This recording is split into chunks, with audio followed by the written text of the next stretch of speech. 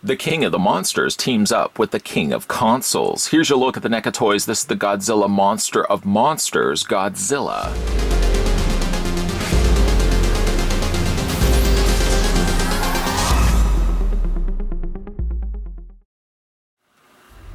So big, you've never played with a toy like it. From beneath the sea comes the massive Godzilla, king of all giant monsters.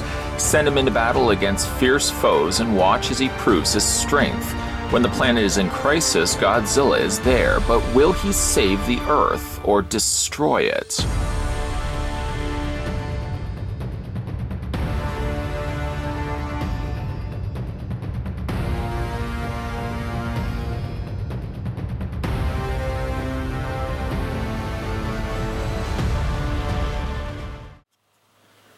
Before we go ahead and discuss this figure in depth, the first thing we're going to do is figure out how tall Godzilla, monster of monsters, stands. Where are you going? Where are you going? Asks the members of the mob. You're going way past his head. Well, technically, if I can, his fins stick up higher than his head.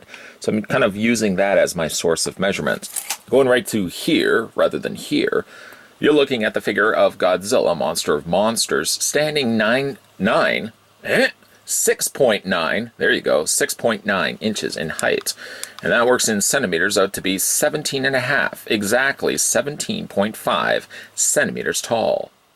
Well, I try to provide the services when they're available. Let's bring in some of the other Godzilla figures that we had a look at just recently, looking at the 1956 Godzilla King of the Monsters. And also we can do some size comparisons with the remake Godzilla from Godzilla King of the Monsters. None of them share any bit the same sculpt, and arguing, of course, the point, none of them also share any of the same color scheme. They couldn't be any bit further from looking differently than from, of course, one another. I really, again, love the color scheme for the 1956 Godzilla King of the Monsters. It's that mossy green that really does make a lot of those details stand out, not taking anything necessarily away from kind of that cold exterior of the blue there for the monster of monsters Godzilla.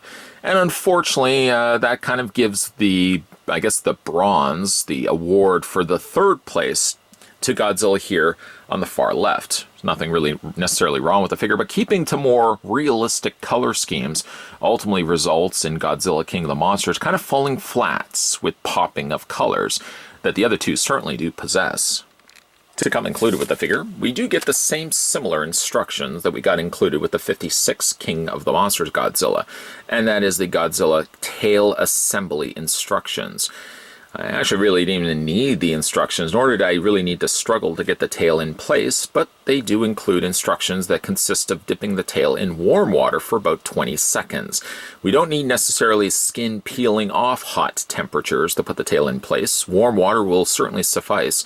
And then you simply just attach the tail socket, the opening socket, to the ball joint, attach the rest of the tail. It couldn't be any bit easier than that.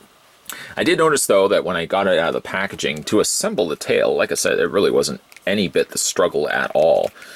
When you look at it, it's utilizing an older system of ball joint, as this is an older looking sculpt of Godzilla. And all I really had to do, the socket was more than wide enough. I really just wiggled it in place. Just wiggle, wiggle, wiggle, and just pop it into place. Didn't need the hot water, didn't need the mug, and didn't need the extra time required in order to do this. I simply just popped that back in place, and Godzilla is as good as new. This particular Godzilla is a bit of a soft, sentimental spot for me, as I certainly did play Godzilla Monster of Monsters at my friend's house. Who I might also add, Ryan, you are not probably watching these videos. If you are, hello again. But Ryan was a big advocate of telling me how many Nintendo games he had versus me. I don't think you could count the multiple game cartridges on one, or the multiple games on one cartridge. He used to tell me all the time he had about 150 games.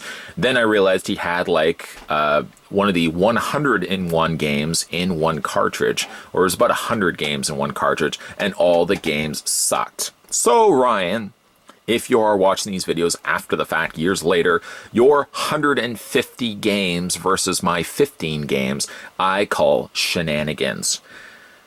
Needless to say, I felt the need to. It's years of vented up frustration over the fact that he would have the nerve to tell me that he had 150 games. You had 150 games. Only some of those games were actually playable. The rest was garbage. All right, Ryan. Call me sometime.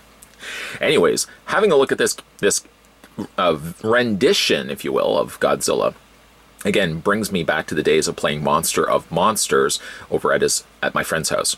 Usually, he was always Godzilla, and I was Mothra, if memory serves me correctly. And decent enough games. Strategy in one stage, a side-scroller in another, and then basically a beat-em-up in the third. The fighting of the monsters, side by side or against one another, always turned out to be the weakest of the batch. But the side-scrolling was decent enough that it felt me coming back frequently, every single time I went to his house, to ask to play that. And I also ended up playing Jaws a lot, too. I really didn't know what I was thinking back then as a kid. As for the release here of Godzilla, it's pretty faithful, I have to admit, to the original version of Godzilla. Granted, you wouldn't be seeing the figure from this, or Godzilla, from the front straight on. You normally would see him just like this, and he would just very awkwardly move across the screen, whipping his tail and destroying things in his path. Until, of course, he would fight a giant monster, and then it just seemed like it boiled down to button mashing than anything else. For taking an original character, an original figure that NECA has at their disposal, and simply just giving it this pixelized look works rather well for Godzilla.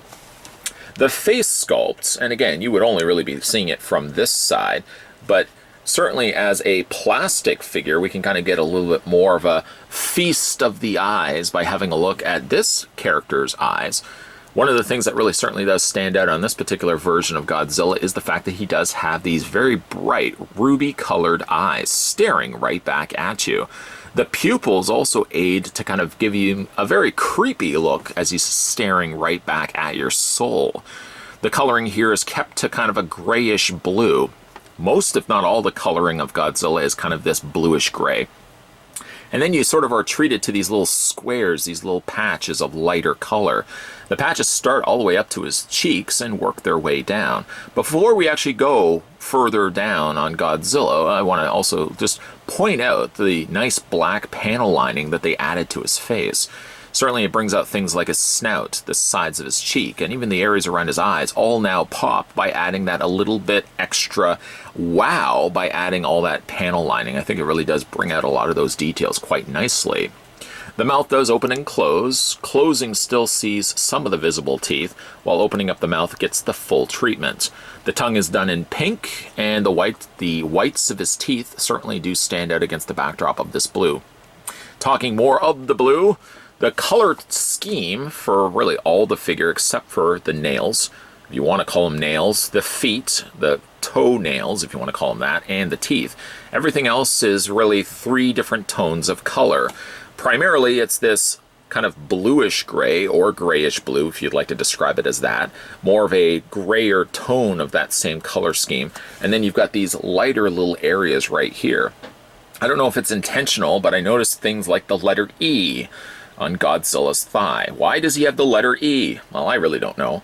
And he also has some exclamation marks. This is simply me just looking for things that probably aren't really there. It would be interesting if NECA was concealing hidden messages amongst the pixelized squares that ran across Godzilla's body.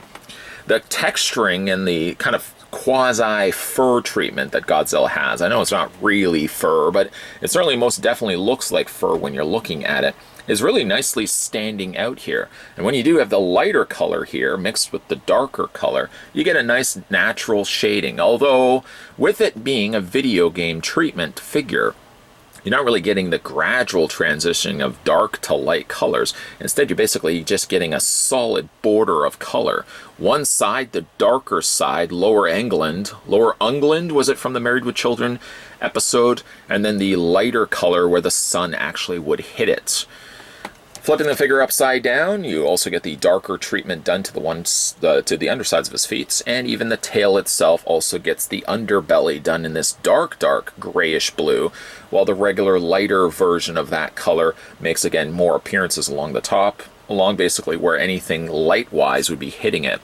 I like the scales. The scales are certainly a nice touch. These are all done in softer plastic, so you don't have to worry that they're going to be necessarily breaking. They have plenty of give.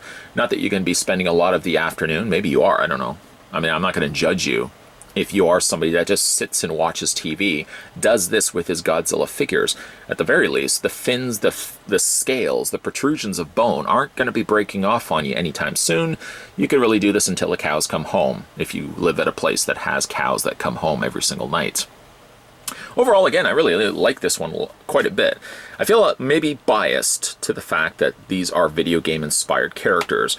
Maybe for the fact also that I attach this to a memory is maybe why I like this figure so much. I remember playing this game quite frequently every time I was over at Ryan's house.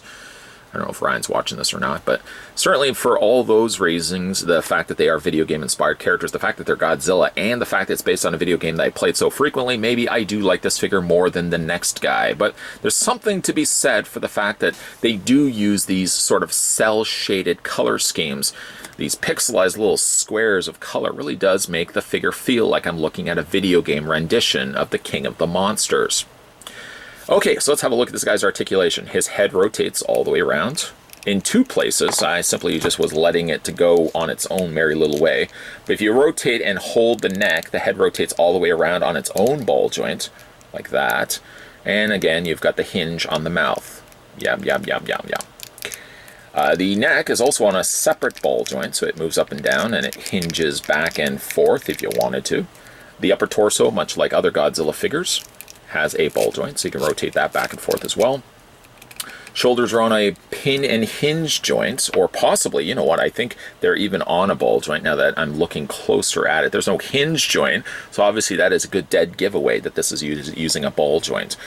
However, it does have pin hinge joints on the elbows. That basically just means that what you would be looking at with a pin hinge is that the hinge would go into a joint like that, and it would rotate it to have a hinge on the other end. So it's not quite really a ball joint. It's a peg system that it has a hinge basically on the other end. That makes any sense? Okay. So basically what you'd be looking at there is the hinge right there, and then that would be attaching via a peg into the socket section of the bicep. This allows the elbow, though tight on this particular figure, to hinge back and forth, and it rotates all the way around. This is usually an alternative that most companies use instead of using a ball joint, although all honestly speaking, I feel like ball joint would be the most cost-saving measure to certainly giving you the best articulation that you can get for your buck. Anyways, a lot of companies still use the pin hinge joint, but again, I think you could have easily swapped that out for a ball joint and called it a day. For the hands hinge back and forth and they rotate all the way around.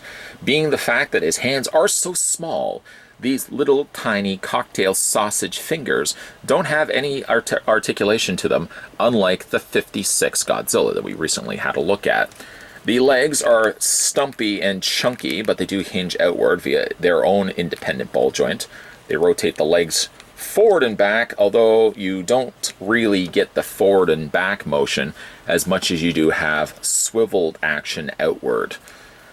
The knees, or the lower legs, are also on their own ball joint for the feet. They can move up and down, and you can rock them forth. So they're a little restricted in the leg department. He definitely needs to be doing more leg days.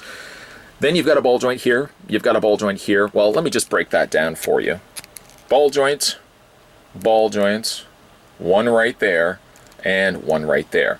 The back section of the tail is basically allowed a wireframe, so you can bend and manipulate the tail. Not a lot, because the plastic is awfully thick and the wire is very thin, but still, you can bend the tail and manipulate that if you want a little bit of extra curl happening in your Godzilla.